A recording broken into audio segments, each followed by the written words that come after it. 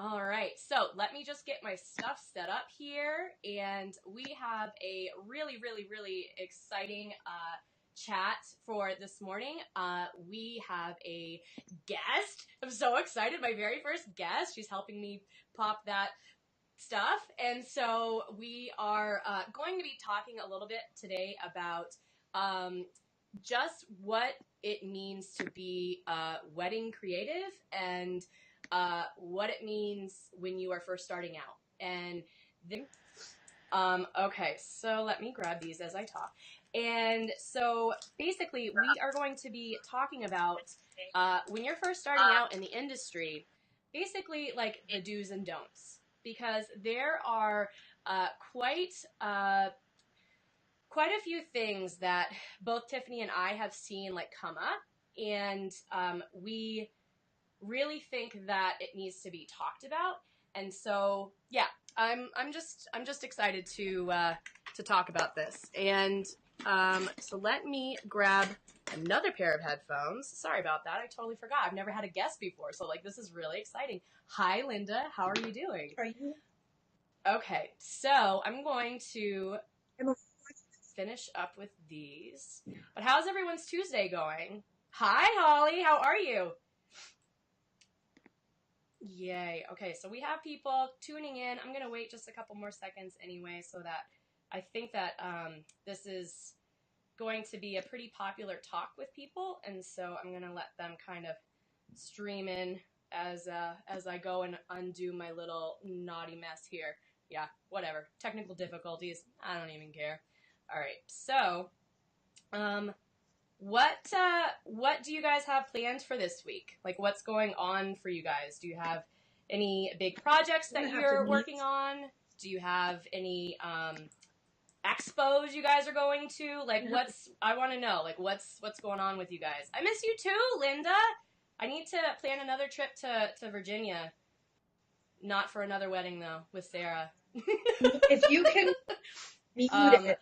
Yeah, so these... You want to mute it and sit in here. And those will have a microphone. Otherwise, I'm going to get... Sorry, guys. I literally have never had a guest before, so I completely spaced the fact that I actually do need headphones.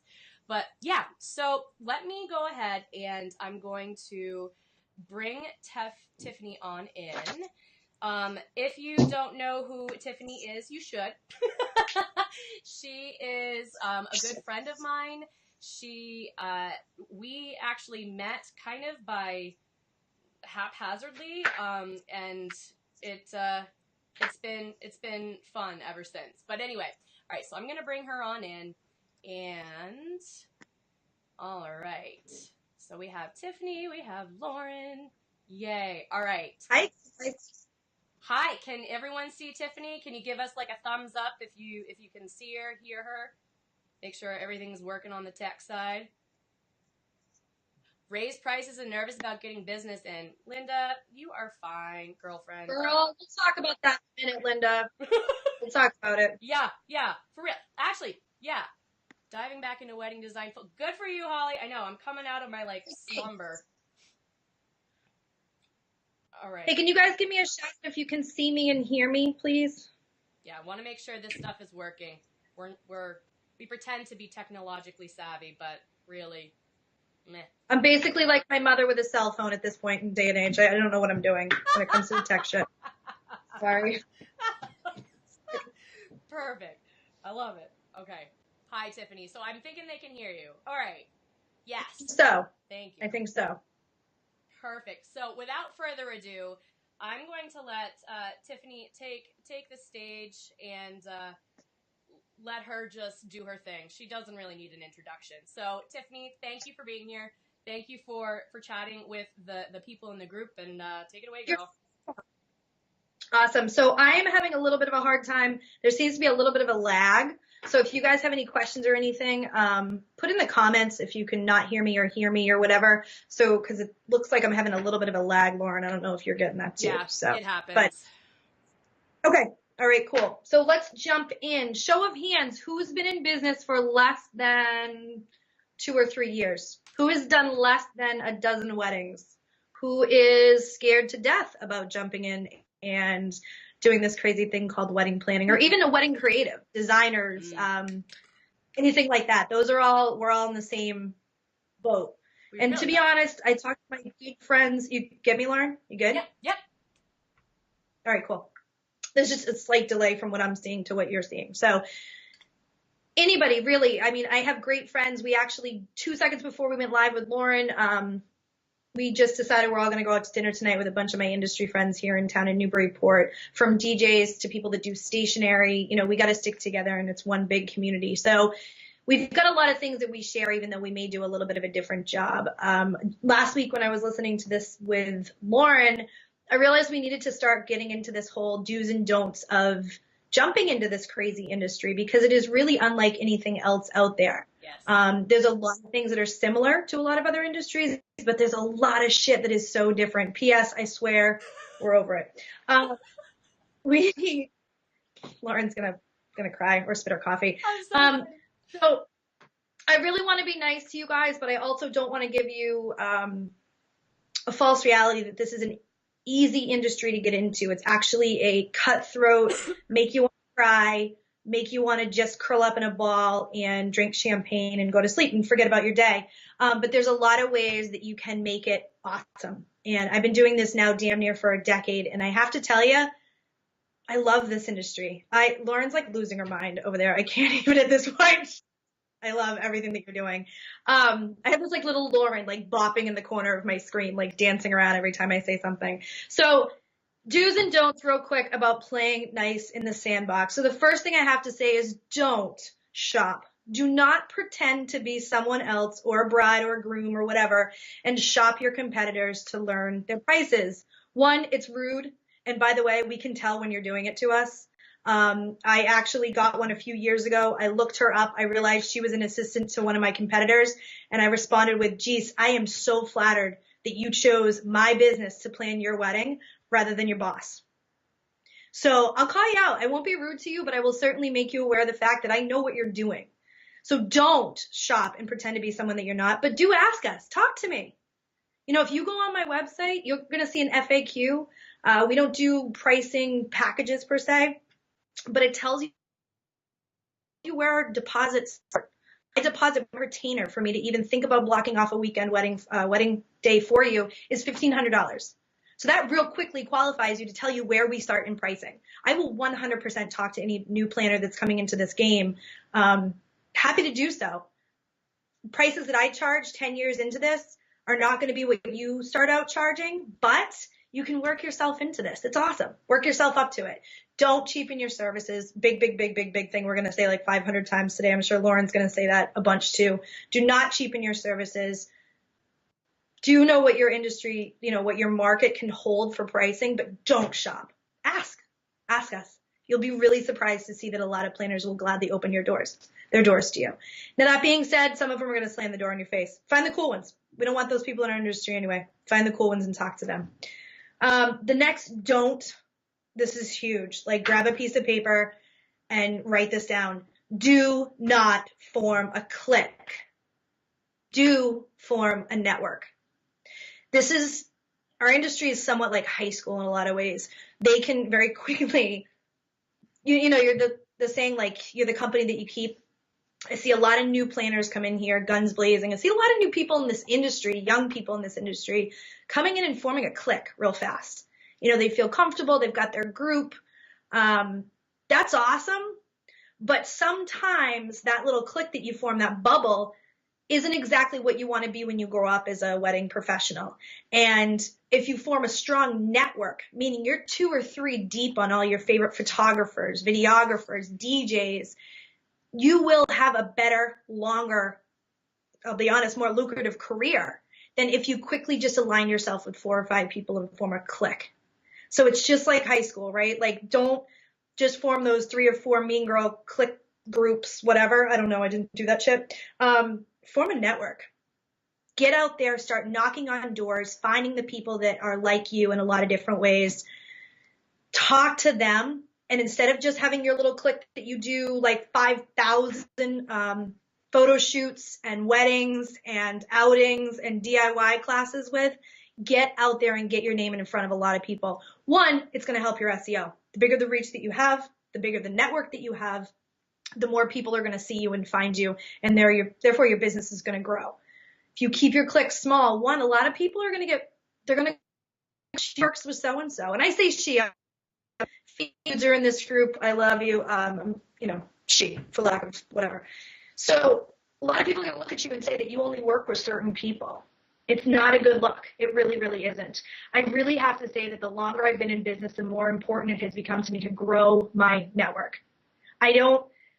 It's really, really important to have a bunch of different people that you can call at any given time to work with you. Things that you need, clients that you need to have bookings with. Some people are going to be booked. So if you form these little clicks, you're going to screw yourself in the long run. You really, really are. So any questions? I feel like I'm talking super fast. I just slow the fuck down. Any questions or anything? Someone jump in, send me a comment if you think any of this is resonating with you. What's going on? It's resonating with me, and so I think, that's all that matters, right? No, I'm kidding, guys. That's the whole point of this talk. Like, it is. It's like, and it's one of those cliche things, and if you're part of the Rising Tide Society, or if you've ever heard of it, their mantra, like, is community over competition, and like, what Tiffany's talking about here is exactly that, but it's like taking it a step further. You know what I mean? It's like, it's the etiquette of being in business the right way. Like, there's definitely a wrong way to do shit, and there's a right way to do shit. And that's why I love the fact that Tiffany, because Tiffany tells it like it is. If you can't tell that about her, like, she tells it like it is. Better for worse.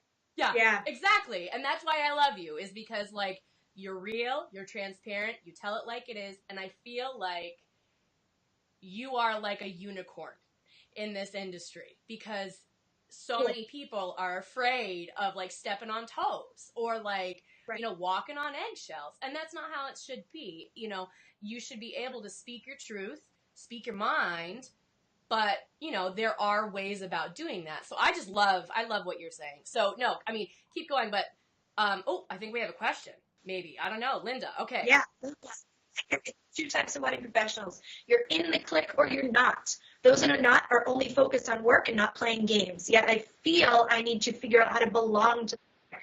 Linda, to be honest, get the hell away from the clique. I'll be totally, totally transparent with you. I've been doing this now for a wicked long time. I don't feed into the clique thing. And it is tough when sometimes you're not getting invited to these certain things, or you've got, a shoot that you really wish you could be part of, or a beautiful venue that you wish you could be a preferred vendor list. Work hard. Your hard work and your reputation will outweigh any of that stuff all day long. And I am going to say this, even though I might be a little bit, I say what people actually, I think what they're thinking too. I say the stuff that everybody else wishes that they could say. I have a long list of people behind me and that are proud to work with me and my company all day long. You work with me once, people understand that, like, one, she's the shit. She's got your back. She's hardworking. But two, she's not going to take any shenanigans from anybody. So even though I am like this, I have formed a crazy, awesome, huge, expansive network, to the point last year we threw a kickoff party for 2017, because I'm all about celebrating any way that I can. And we celebrate our own wins, right? So we invited 250 of our closest vendors in the industry and had a giant 2017 kickoff party on our dime and invited everybody over to it. And I have to tell you, we filled the space and it was awesome. We had a blast, right? Like, so even though I'm tough like this, it's because I work so hard and I expect the rest from, the same people. I will be honest. I got a little bit of flack from some people in, we'll say, New England, that were not happy that they weren't invited to the party. And I'm like, first off, I don't have a guest list of 600-700 people. It's my bank account. I partnered up with some of my favorite people in the industry. We foot the bill for this. This was something to celebrate all the people that we work with. So sometimes you got to ruffle a little bit of feathers, but it's okay. Now, if my clique is 250 people, I'm okay with that. I'm talking about the cliques that are like 5 people. Not cool. The big thing I see happening too is that people come in blazing. They really do. They come in. Okay, so there's like an ice skating rink next to us in this parking lot, and apparently they're doing like donuts in it. So sorry about that. all of a sudden I went that way. It's not an ice skating rink. It's a restaurant parking lot. So I don't know what's happening over there. But they come into this industry guns blazing. They don't come in a nice, respecting the fact that everybody else has been doing this for a long time. Yeah, it makes me sound like I'm one of the older people, like one of the veterans in here. I'm like, oh, these kids these days coming in. But it's true, right? Like, we've been doing this for a long time. If people come in guns blazing and stealing work, stealing copy off of a website, claiming to be something that you're not, you're going to piss people off really, really fast. Now, there's a way to get stuff for your website. Borrow, kind of take the stuff that you love from other websites and make it your own without stealing it and pissing people off. And I'm telling you right now, those people that have come to my door and yeah, exactly, Ashley, I've made better vendor relationships by not being in the clique. Exactly, right? Like, if you come to my door and talk to me, I will love you in. I will serve you champagne or coffee, depending on your jam. I will give you referrals. I will send clients your way. Come in and talk to me. Have fun. Hang out with us. Don't come in and try to be like the newest, greatest, whatever it may be. It really is it's not a good look. It's just not a good look. And those of us that have been doing this for a long time, we're going to bounce you out of this industry really, really fast. It's just, we're not going to put up with that shit. So that's that. Any questions or anything, guys?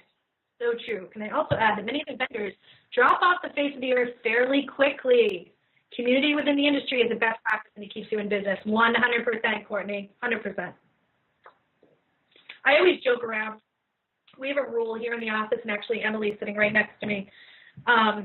She's here in case any more coffee. Just kidding. She's here to learn. Hey, Emily. She's here to learn. Hey. But we talk about how we don't actually badmouth any vendors. We just change the conversation, and we lead our clients to the vendors that we think are going to do a better job for them. And we talk about this in our bubble of trust here in the office, that sometimes those vendors coming in might, ruffle our feathers a little bit, or at least get a little side eye from me. But I'm going to tell you right now, like Courtney just said, they're not going to be around. They're going to be gone. Before you know it, they're going to be gone. And you know what? Like, it goes to show, Lauren's been in this industry for a long time. I've been doing this for a long time. Our dear friends have been doing this for a long time. It's the ones that grit it out, don't join the cliques, and come in a nice way that are going to last the longest. And if that's your goal, play nice. That's right. Play nice for sure. That's right. This just resonates so much for me because lately, I don't know if it's like the frickin' moon and like crazy moon shit happening. I have no idea, but a lot of stuff has been happening up here in New Hampshire. And the other thing that I just want to add to that really quickly, hey Sandy, by the way, I had a hair in my mouth. That was gross. It gets back. Like, I'm pretty sure Tiffany said this, but like, it will always get back to you. Like, if you're going to talk shit, or if you are, out there to stir the pot, so to speak, like, I find that happens more often than not. They'll play one side and then play the other. You know what I'm saying? Like, they'll create their own set of favorites, and then they'll start, like, pinning them against each other. And yeah, it's not cool. It's not cool. But yeah, and I love that Ashley says, like, I've made better vendor relationships by not being in the clique. And that's so true. It's like, do you, boo? Like, do you? And everything else kind of falls into place, because what people start to see is that you are, I hate to use this word because I feel like it's overused, but until someone creates a new one and puts it in Webster's dictionary, this is all we've got. They'll see that you're genuine. They'll see that you are real and you are, kind and authentic, and people see through the bullshit, and so I feel like being part of this industry, though, too, you have to have that ability. You have to be able to read people, not only vendors, but clients, too, right? Exactly. It's fallen into place by being you instead of the group. Exactly. So, I hate when they play both sides and are soon two-faced. Just move away from them. Absolutely. Absolutely. I mean, it's one of those where, and again, I sound like, I didn't realize I was the old person in the room, but after being here for a while, you see this stuff. It's like any profession, right? Like you see the new people coming in and you can like smell it on them that it's just not genuine. It's not, maybe they think that this wedding industry is super glamorous and all the fun shit, right? But it's not. It's the hard work. It's the grit. We work on the fucking weekends. We miss stuff, right? Like we give up a lot to in this industry. Don't get me wrong. I love my job. I am very, very fortunate to have the coolest fucking job in the world, but it doesn't come without a lot of sacrifice. Personally, all the above. So if I can not sense you're genuine, like it's a huge turnoff. But I'm going to go back to this whole do's and don'ts thing again before I go off on a tangent, because I can talk about stuff. Lauren makes me do that. It's Lauren's fault. So I'm sorry. Yeah. My next do and don't is do not work for free. Do not offer to do your friends, cousins, sisters, neighbors, cousins, dog's wedding. Please do not. Do reach out to a planner. Lauren, get off the floor. Do reach out to a planner and ask to work for them for free. Ask to shadow somebody. Offer to intern for somebody. I'm older than you, baby girl. I live in Holly. But offer to shadow somebody, offer to intern, offer to come and sweep my floors. I don't really mean that in a literal sense, but like integrate yourself as much as you possibly can into the industry. The reason I say don't work for your friends for free is a couple different reasons. One, it cheapens our services, right? If I give my stuff away for free, it's like anything, right? It cheapens the services. What they pay is what they value you at. So if they pay you nothing, they value you at nothing. Point blank. I'm just going to leave. That's it. That's all I have to say about that. The other part too is think about this. If you work for a friend's wedding, what are you learning? It's the blind leading the blind. And no offense, guys, but that's not how you're going to grow in the industry. You offer to do a friend's wedding for free. I'm saying friend, whomever's wedding for free. You're not learning anything. You're not getting any valuable experience. Mark my words, you're going to get yourself into trouble. One, I guarantee you don't have the you don't have the right liability coverages, stuff like that to go into any of these venues, and you're going to end up with egg in your face and or crying in the corner somewhere. Or you end up doing something when you work for a planner like me. You work for some of these awesome planners in New England or wherever you guys are from. Get real life, real deal experience. Even though you might not make money off of it, that experience you're getting is invaluable. So instead of donating your services to Sally, little Lulu, whatever, down the street, donate your services to a planner that you look up to. Someone in the industry that you're like, I want to be like them. Work for free for them. Put your time and effort in that instead. And I have to tell you right now, it is 100% going to be a better investment of your time and just everything. It's much, much, much better for you. Please stop donating your services to people that aren't in the industry. Now, asterisk on that, I do a bunch of charity work, so we're not going to count that into things. What I'm saying is for the new planners to gain experience that do their services for free, that's not where it's at. Don't do it, guys.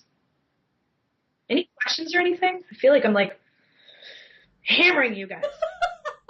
But now you see what I mean. Like, I feel like I just talk to a mirror. And so like the fact that I have someone to talk to right now, I'm like, oh my God, this is the best day ever. But it really is true. Like, I don't know how many of you guys have done Facebook Lives before. Like,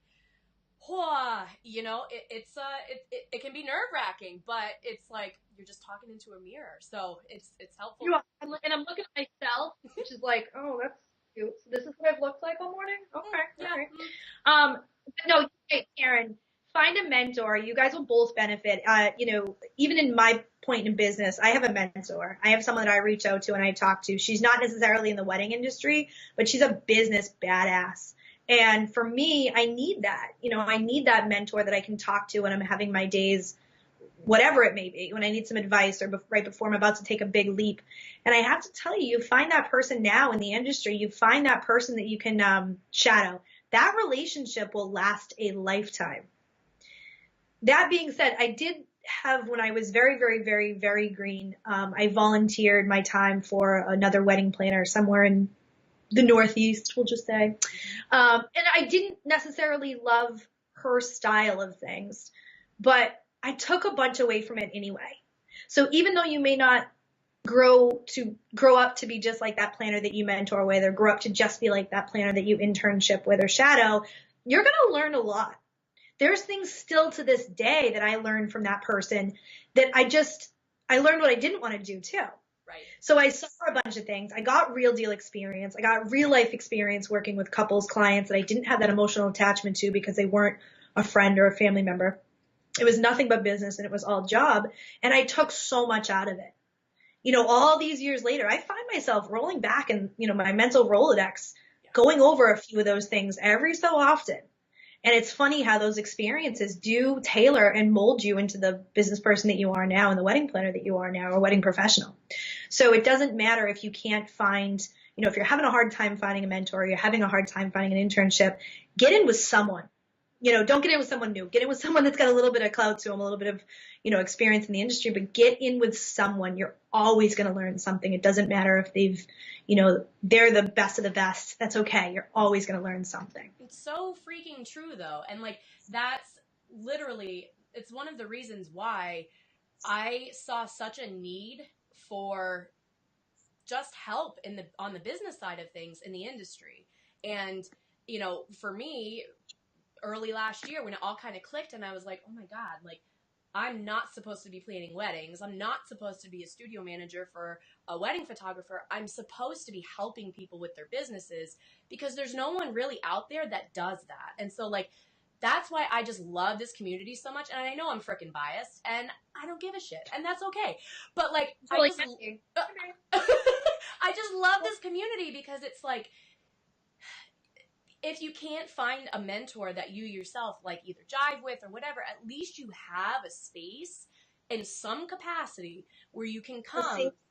Exactly. Yeah. And, you know, and it's just one of those things that you need to have in business. Otherwise you are going to sink. And I'll be the first one to, you know, admit that. Like when I, you know, broke ties and moved on and started planning instead of being the studio manager, it was lonely. It was lonely as hell.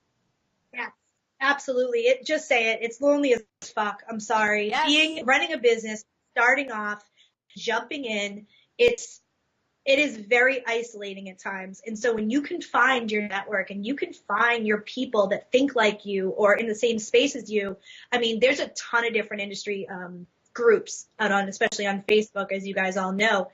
Get out there and just start listening to people. Yes. You know, seeing that you're going to see a lot of people have the same, you know, Courtney, she's literally just saying, it's good to know there's other people in the industry that think like me. Yeah. Right? Like how many times have we been sitting here going, I don't know about you, but I've sat in my office before being like, I'm alone. I'm alone. I'm doing this. I don't know who I can talk to. Yep. I'm banging my head up against a wall and I don't know how to do it. Right? Like hands up. Like so who has been like, I don't know what I'm doing and I'm to the point where I'm about to throw. It sucks. It sucks. So to find people that you can have as a mentor, find people that you can lean on, listen to, even if you just creep a group, right? Yeah. You just listen, saying, and read the comments and go, oh my gosh, I'm not alone. It's huge. It is huge to have someone like that and have like a support system. Who's owning a small business? BS, the buck stops with you, right? You're the small business owner. You're the get the fucking coffee cups as boss lady or whatever the hell you have. But guess what? That means that you're the fucking boss. There's no one above you to be like, hi, I need help. Hi, I need a bailout. Hi, I don't know what I'm doing. So to get yourself in one of these communities where, I don't have my boss lady cups today, but if, you know, get yourself in one of these communities where you can lean on other people. I'm telling you guys, I know it sounds like it should be on a t-shirt, but it's true. Community over competition, and that will really, really, really help you in the long run. And new planners. So I'm talking to like, yes, Ashley, yes. She says yes. So new planners, seriously, who's like less than a year old? Who is starting out, growing your business, upping your prices? Somebody earlier told me you're upping your prices. Who's about to make a scary big leap or in the middle of making that scary big leap? Someone show me a show of hands. I'm just going to go with it because I know someone in this group is, right? Don't lower prices. Do not lower your prices, guys. we booked last, I'm going to just high five Emily to the side, even though you guys can't see her. We booked last week our biggest client of Detailing Agent's career. Yes. Right? Yes. Biggest client. I sent out the proposal and I was even shaking a little bit. Now I've done, this is not my first rodeo, but I sent it out and I did the whole, like, put a bunch of thought into it, sent the proposal. It's the biggest one I've ever sent out. Within like 2 days, they were like, we are so excited to work with you. Come to find out afterwards, we were not the cheapest people that they worked with, but in a weird way, it actually made them book us. Mm-hmm. She said the fact that they had done a bunch of research on us, looked at us, whatever, liked our work, the pretty pictures, so on and so forth. She's like, I was good with it. I was good with it. So she saw the value. I had built value in the business. I had built value in our service, no matter if it's a planner or invitations. If you can build value with people, you don't have to drop your prices. I'm going to just pause because I want that to just sink into your little noggins, right? Like, build value instead of dropping your prices. But all right, so let me play devil's advocate for a second and interject. How for the new planners or new photographers, new whatever, this is, it's everybody. How do you build value? What are some ways you can build value if you've never done a wedding? And this sounds crazy, right? Or cliche, but believe in yourself. Yeah. If you can show confidence and show that you have something to bring to the table. I am the person for the job because I am, insert whatever. Mm-hmm. I'm a badass photographer. Look at my work. I'm a badass videographer, planner, designer, florist, whatever it is. Yes. You build value. You exude confidence. You tell the client, we don't badmouth anybody else, but we tell them what you can bring to the table. That you're going to build value and your price is going to be fine. Mm-hmm. And your price is going to be fine. I mean, trust me, I've done the times where I've had people say like, geez, it's too expensive. It's too expensive. And guess what? They're not my client. That's right. And that is 100% okay. And guess what? My calendar still fills up. We're fine. Yeah. It's okay. Yeah. And it's because you are so confident. And it's not that it's a cocky confidence. Not cocky. No, there's a big difference. There is a big difference. And, and for people that don't know you, Tiffany, like, Emily does, like I do, like, it may come across as cocky, but it's not that at all. Because Tiffany literally is the most, like, just compassionate person. Like, if you need help, she's there. She's got you. But one thing I just want to, what is it? Pigtail? No. Hogtail? What is that? That word. That. Dovetail? I don't know. One thing I just want to, I know, right? These things. Can you tell they're not scripted? One thing I just want to, like, play off of is the fact that I have clients that call me and one of their, struggles if they're new in the industry is pricing. And it's one of the biggest, like, oh my God, what do I do? How do I price myself? And I get asked 2 questions. A, should I be looking, at my competition's pricing? And what I say to that is it depends on the person that you are.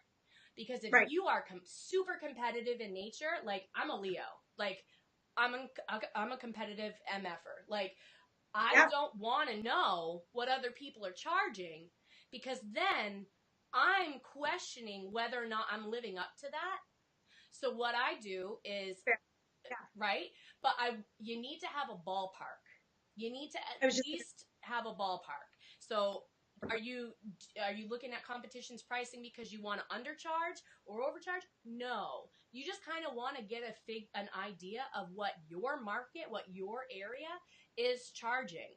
And there's nothing wrong with that. That's not being like, a snoop. There's nothing wrong with that. That's doing market research. And that's you being a smart business owner. Because if you are new in your industry, in your area, then you need to kind of have a frame of reference as to what to charge. Because on top of that, the one thing I explain to people, and it always clicks, let's say your toaster breaks. And I know this is a crazy, ridiculous, like where the hell is she coming with this shit example, but just hear me out. Say your toaster breaks, all right? And you need to get a new toaster. You hop on Amazon. what are the first two things you're going to look at? Price. I'm looking at the reviews and the price. Exactly. Price and reviews. And so are you going to buy a $300 toaster? Unless you really love frickin' bread and you're like a bread connoisseur, chances are you're probably not going to buy a $300 toaster. I mean, I'm just saying. But you're going to find middle of the ground probably. And then once you've kind of figured out pricing, like that fits well for you and your budget, what are you going to do? You're going to look at the reviews. So don't undervalue yourself, because people aren't going to buy the $3 Walmart toaster because they, in their mind, are thinking there's no value in that. I want a toaster that's going to actually last, right? And so the reason why I use this example is because I feel like we, as part of the wedding industry, it's something that you need to see outside examples all the time, because when you start to like hear examples of other people doing this, or someone else is doing that, you start to play mind games. And so don't do that shit to yourself. But the last question that I always get asked is, okay, well, that's great. Like, pricing I've got. Like, I'm totally in alignment with what I offer. How do I get the reviews? I've never planned a wedding. So, Tiffany, do you want to speak to that? Because I'm sure you got it. Like, I know you do. No, I mean, I have to tell you, you've planned something. You've done something. You've photographed something. You've made flowers for someone. You've done, I don't know if you make flowers. You bundle flowers. You've been a florist for someone, right? There's ways of getting creative. We don't fake reviews. Nope. That, by the way, everybody can tell that you faked your reviews, FYI. Not you. I'm the proverbial you. Right. But there are ways of asking people. As a new planner, have you ever helped someone at your job plan a Christmas party? Have you ever helped plan a community event? I have, we're in the process right now of interviewing a new person for the company.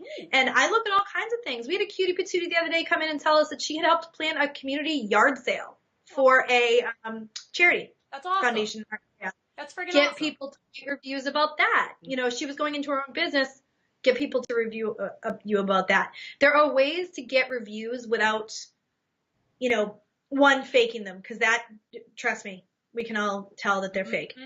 And two, without looking like you have nothing to show.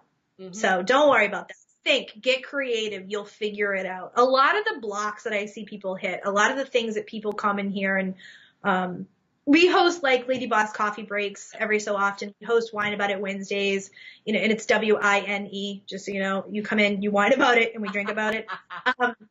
It's community. You got to form your community, and everybody comes in saying the same two things. One, someone undercut my prices, or two, how the hell do I get more clients? Those are the two things that we all like hit blocks on, right? I won't even say speed bumps, because sometimes they're true blocks in your business. When you sit down, unplug, really, really like get rid of the cobwebs, you can figure this shit out on your own, but by like dovetailing off of things that you see people doing, different things that you see other businesses doing in ways that they're going to help, there's ways of fixing every problem you're going to come to. Don't get frustrated with it. Reach out for help if you ever need to. The other thing I'm going to jump off of what Lauren was just saying for pricing. One of the biggest reasons, too, for not pricing yourself too low is that there are going to be people that will buy the $3 Walmart toaster. There are. Yep. That's okay. That's okay. When you price yourself too low, you may get into a situation where you're going to have too many clients, too much going on. You've grown too big, too fast.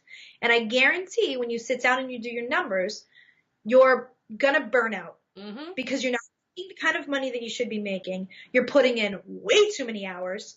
And when you look at your bottom line and there's nothing there to show about it, you're going to have burnout. Think about this before you start offering whatever discount you may have. Now, I'm just going to say this. I do like military discounts. I do discounts for random, reasons that are close, near, and dear to my heart. I'm talking about slashing your prices like it's a car sales situation. Right. When you go too low, you're going to draw too many of the clients that don't align with your business mentality. Right? Like we all should, side note, if you haven't done this, do this, figured out what your ideal client is. I know Lauren talks about this all the time.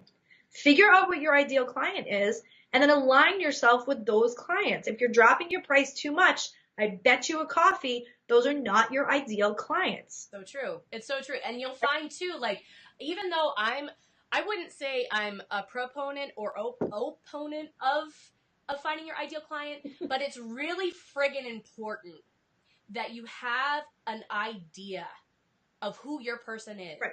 Now, that for me, for when I, sit down and we have a coffee and clarity chat, whatever, I will tell people, go on to Pinterest. Seriously, go on to Pinterest, create a secret board, literally.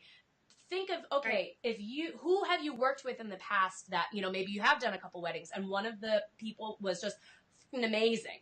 All right, so what qualities about them were amazing, okay? Were they Dunkin's drinkers? Were they Starbucks drinkers? Did they go to college? Did they get together with their high school sweetheart? Do they only shop at Target? All right. Do they shop at Nordstrom only? Like, you got to figure out who that person is, because what ends up happening is everything starts to kind of trickle and like align itself. And it's kind of crazy how that happens, but it's so true. And it's like, I just wish more people would do it. You know what I mean? Because they're just like, I'll take whatever I can get. And that's exactly how burnout happens. And the other piece to that, most people I find when they're first starting out don't even know how to look to see if they've made money or not. They don't know what their bottom line is, right? They're just like, oh my God, I made all this money. But then they're not like figuring out like, oh shit, I had to pay for gas to get there. I had to pay for people's my lights, kids. Yeah. Like, exactly. Exactly. No, and it's hard. I mean, I get it. Trust me, when I first started out, I wasn't charging even nearly what I'm charging now. Like, barely was I making money.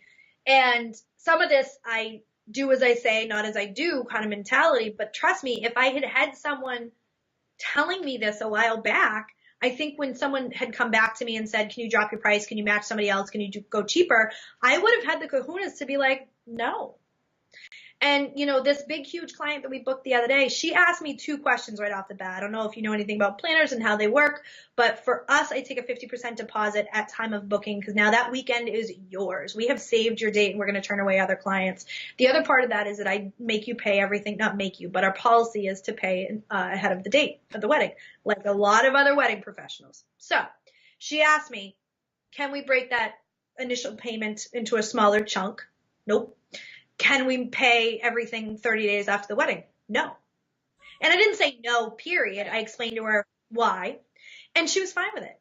She just didn't know our industry well enough yet to understand. So I just had to educate her a little bit, and that was cool. Yep. And you know what? She's fine. She's absolutely fine. But had I had someone like me or like Lauren or like some of these other amazing wedding professionals that are out there giving me these tips and tricks along the way, I think I would have been better off and maybe had even grown faster than I did. Mm-hmm. And maybe not fallen on my face a couple times like I did. And that's okay. And I'm not embarrassed by it because that's how you grow in business. Right. But so I get it. Like, I know that there's people that are probably looking at the screen being like, well, yeah, she can say that because she's sitting there in her office 9 years into the industry with an assistant sitting next to her. By the way, she takes her own weddings, so she's not just the assistant. She's awesome. But like, oh yeah, sure, it's easy for Tiff to say this stuff, but I'm telling you guys, it has been blood, sweat, and tears to get to where I am now. And I really wish that there was more people like me when I was starting out that would just help. Yes. And I'm doing it for no reason besides I literally said to Lauren, let's do this. You said it during last week's coffee chat. It wasn't even like a planned thing. It was okay, we're doing it. Right. And I'm serious when I say, yesterday I talked to a new planner or someone who wants to be a new planner when she grows up. I don't know if she's on here. Show your face if you're on here. I don't know if she's on. And I was telling her, I said, I don't mean to sound like the negative Nance about this industry. This industry is awesome, but I would rather people come in here and be educated and build you up and get you to the point where you're confident and you can kill it so that our industry is saturated with awesome professionals. Mm-hmm.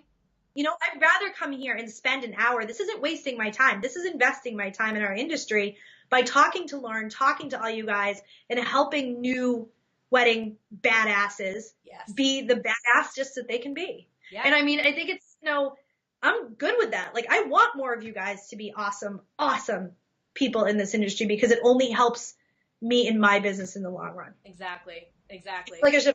Like like just like boom, just mic drop. Yes. It's like, Yes. like that's it. Like, But be awesome. it's Yeah. so true. Like, I know I keep saying that, but it's like, just to hear someone else say it too. It's like, we all think it, you know, if you've been in the industry, you know, a year, 12, like, it doesn't matter. Like, it's one of those things, we all think it.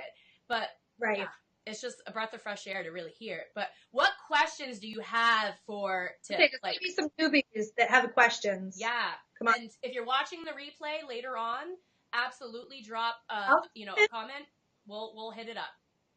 I was gonna say, and I'll check back every so often if anybody has any questions or anything. I'm gonna drop my email. Yes. My email. This isn't even on the website, guys. This is like, you can't even get to me. You could probably figure it out. It's my first name and my business name, but that's okay.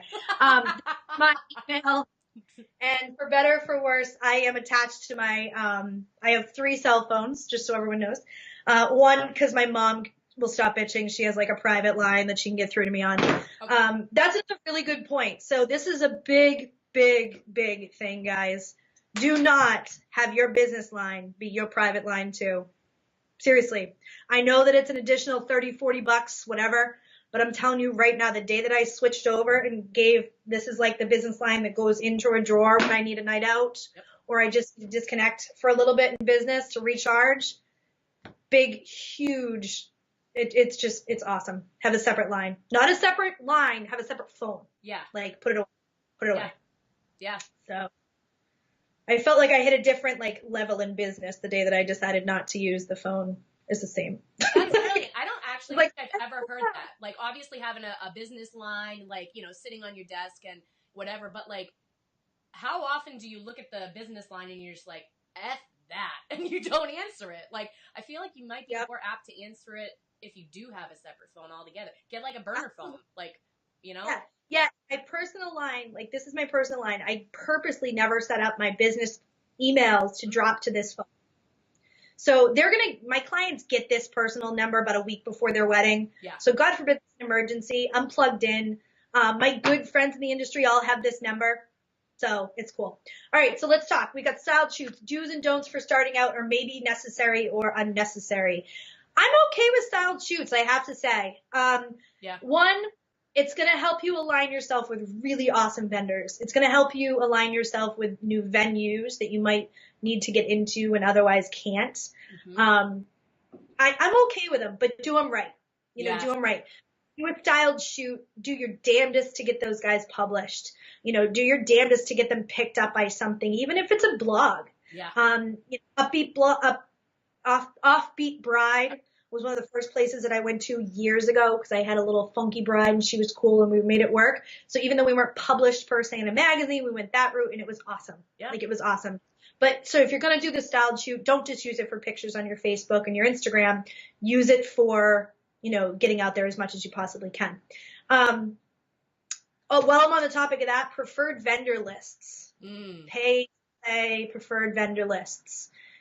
If you're going to do this as a new planner, really do your research before you drop down those dollars. A lot of these places are going to ask you for an investment to be on their preferred vendor list. That's a whole nother coffee talk that we'll do some other time. But if you're going to do it as a new business, really, really put some energy into it. Ask them how long it's going to be out for. Ask them if it's going to be the entire year or maybe 2 years. What are the legs on your campaign going to be? Look at the other vendors that are on there. See if they align with you. Yeah. See if their pricing structure, their business structure, their everything, their personality as a business. See if it aligns with you before you just go and drop down some money. A lot of the times you'll see the professional, the veteran wedding pros in any facet of the industry will drop off of preferred vendor lists because it doesn't seem to be a good ROI for us once we've been doing this for a long time. We're on one. I pay for one right now, and that's a big thing because I haven't paid for them in about 3 or 4 years. But there's one particular venue outside of Boston that we love. And we love the coordinators there. And so I know it's going to be a really good return on our ROI, return on our investment. So it worked for us. So let me ask, because I'm sure some people that are new may or may not have heard too. So like, what's a kickback? Is that the same thing as paying for a vendor list? We don't do kickbacks. So kickbacks are like greasing the hand, right? So if I refer a DJ, he sends me a check. I don't do that. I do a fucking good job for my clients, and that's how this works, right? Because if my clients are happy, I'm happy. Exactly. Then I continue to refer you, and then it all works out. Now, that being said, we may not do kickbacks, but we certainly have different events that we've partnered with, not client events, but like our own events, like the kickoff party last year. And so very, very, very dear friends of ours who are DJs are like, obviously, Tiff, we're going to DJ this party for you. What helps? You know, you have great relationships with people, but that's not money. That's not money. Right. You know, so personally, it's not how we do business here at Detailed Engagements. Yeah, exactly. Yeah. I remember the very first time a client asked me that, and I was honestly offended. I was like, what? How dare you think I take a kickback? Like, it was kind of offensive. So, yeah. But there's tons of people that do it. Yeah. Tons of people that do it. Yeah. Now, that being said, like, if you want to send us a box of chocolates, I'm not going to, like, return it to you. It's just, you know what I mean? Like, if you want to send a thank you note, or we've had baskets after around Christmas, the holidays sent to us, just being like, thank you. Thanks for a kick-ass season. Yeah. That's awesome, because it just shows that they appreciate what we're doing. And it goes both ways. We do it for our, you know, the people that have done a great job, for our clients as well. Yeah. So the monetary kickbacks, not a thing. We don't mark up any of our vendors' pricing. Our clients book directly with our vendors. You work hard as a professional. Do not let anybody else skim off of your pricing. It's just not fair. Exactly. It's just not fair. Exactly. So Karen's asking about participating in a bridal fair. Is it worth it? I'll let you answer, and then I'll answer. I think we might be similar. No, they're not worth it. No. I'll be honest. A couple of years ago, I actually produced one, and I realized at that time that the industry was going away from the face-to-face contacts. Unfortunately, I have to be honest, unfortunately. People just aren't spending their time going to these bridal shows, these wedding expos. You are making amazing vendor connections if you're doing it right. You're going to make some amazing vendor connections when you're there. But what I'm hearing, and what we've talked to our vendor friends and venue friends, are they're really not booking the clients. They're not getting the qualified leads. You're getting a lot of tire kickers. You're getting a lot of people, rightfully so, going for the free swag or trying to win something. And that's cool, right? Like, I would do that right now if I was engaged. But is that a good ROI for your business? Probably not. A much better way to do it is to get out there and network. If you're going to spend $250 or $300 to go into a bridal expo, take that money, get yourself some awesome, right, Erica, they go for the free shit, right? So take that $50, $300, print out some new rack cards, get yourself some swag, make a pretty bag that you drop off with everybody, and go door to door to these vendors and introduce yourself. Get some FaceTime in with them. That will give more of an ROI. I know I keep talking about it, but it's super important in business. That will give you more of an ROI than standing there for 4 or 5 hours on a Sunday when you may not get many qualified leads. So I found those people that are new, though, I just want to interject for one quick second. ROI is return on investment. So thank you. It just means if you're going to spend money on something, are you going to make your money back? And you do not make it back on bridal fairs. It means there are times that I have, and I'm sure you have too, Tiff. Like, sure, but yeah. But in the long run, when you peel back the layers and you look at where your dollars go in business, and you look at where your clients are going to come from, Marsha, I'm looking at your question. I'm going to tell you in 2 seconds. Mm-hmm. The return on investment on bridal expos just isn't there. It's not consistent. Marsha, this is the secret. This is the shit. This is the sauce. You write it down, girls. You find brides and grooms from networking your butt off. That's how you find clients. We at Detailed Engagements doesn't pay for a penny in advertising right now. I don't pay Wedding Wire. I don't pay The Knot. I don't pay Style Me Pretty. I don't pay. I think I owe my mom money because she gives out my name like all the time. But that's like it, right? Like I don't pay for advertising. Right. I get out there and I network. We have so many catering companies, tent companies giving out our name because they want to work with us again. So these clients come to them. Clients will ask tent companies about DJs. We just went out to dinner the other day with tent company in our area. Exeter Events and Tents. If anybody's in my area, they're amazing. Go meet them. They were telling us that they're giving out referrals for photographers, DJs, florists, because people will come to them and almost one of the first steps. Get out there and get your name in front of these companies. And I'm telling you right now, they're going to be your biggest sales funnel. Mm-hmm. And what I would have to, say off of that too, Marsha, is when a bride or a groom, depending whatever, when they get engaged, what's like the first thing that they do? What is the first thing that they do? Besides like think, okay, do I want a fall wedding? Do I want a summer wedding? They're thinking that they're finding the venue. They're picking the dream venue. They're not like, oh, I'm going to go look at linens. Like, no, that shit doesn't happen first. The venue happens first. So what you need to really start doing, Marsha, is reaching out to the venues. Oh, and Marsha, I would have to assume that you're new. Maybe you're not. Then you just ask the question. That's totally cool. fine. It's a good question. Exactly. It's a great question. Exactly. So reach out to, these venues and just say, hey, I'm a new blah, blah in the area, or I just moved to blah, blah. I'm, would love to get together and buy you a cup of coffee, just see what the industry is like up here, or, just whatever. If you are genuine and kind and reaching out to people like that, they will meet you for coffee. And it's like if they are also a good if they're cool. Right. And so, don't always assume that you feel like you need to market to brides, because really when you are a good addition to the industry, people in the industry see that, and one hand washes the other. I can't tell you how many times I've been, booked myself, and I'm like, nope, you want to go see Tiff? Like, nope, here you go, or, someone will ask me for, they ask planners, who do I go to for a blah, blah, and you're gonna say that. So, or wine. Exactly. So, just the other thing too with like bridal fairs. So I know, Karen, just one last thing on that, and I'm done. The thing with bridal fairs, they're not worth it because it's a really big gamble, especially now, because millennial couples are doing everything online. Exactly. This is where they are. And so knowing that, how are you going to get in front of them online? And I hate to say it because I feel like a friggin' broken record, but it is SEO. And SEO is free. So if you're not taking advantage of that, then, and you're spending money elsewhere, you need to cut all that money off that you're spending elsewhere and invest the time to teach yourself the SEO, or hire somebody to do it for you, or take a course. Like, I know I've said it over and over again, but I have seen way too many people not know how the hell to get started. So that's why I created a course, Right. Exactly. But, exactly. Yeah. So, yeah. You don't know what you know until you have to have it, right? Like, exactly.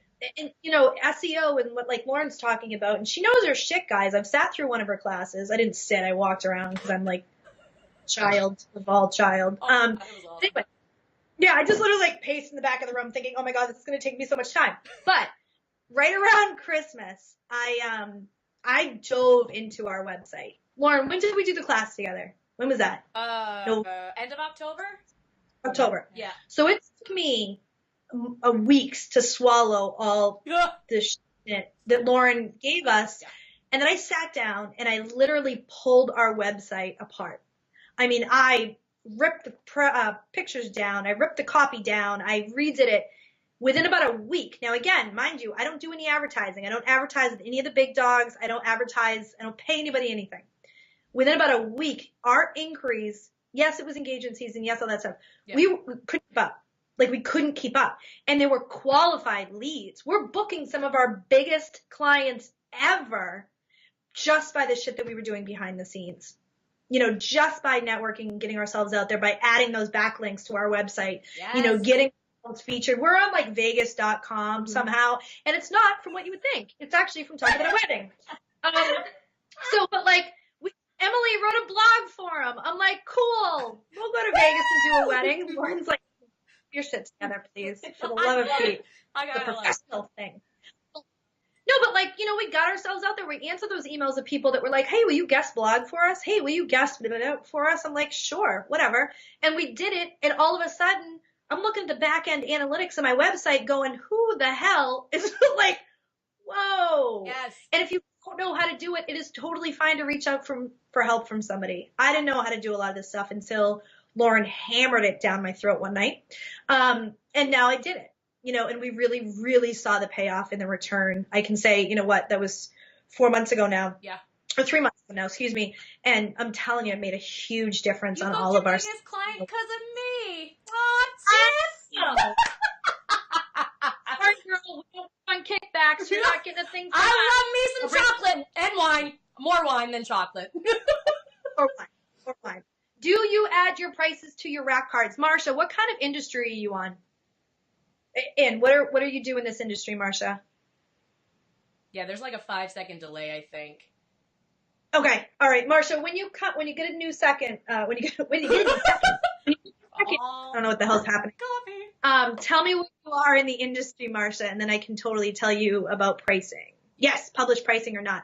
So for me, again, I do a qualifying start at. I do that whole. This is where my deposit is. As a planner, we do wedding planner. Okay, cool. So all of our packages, I have to be honest, are custom made for our clients. We do a lot of traveling. I was in Florida in November to do a wedding. We do all over. We do a lot of pop-up weddings, a lot of tented weddings. So they're outside of venues. So I really need to know what the hell we're getting ourselves into before I can give them pricing.